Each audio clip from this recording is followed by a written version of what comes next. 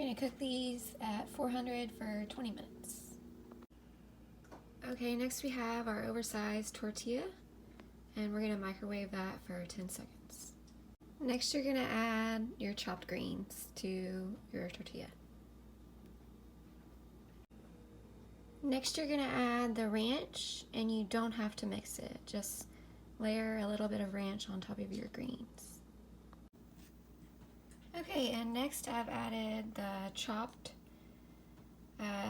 boneless wings. So I cut up the boneless wings that we took out of the oven, and then I added some Swiss cheese, but you can add whatever cheese you want. You could add red onion here, diced tomato, so it's really up to you. And then we're gonna roll it up, and I'll show you the final dish. You're gonna roll the sides in like this first, bottom to the top, and tighten the roll on the wrap. Next, you're gonna slice it on a diagonal.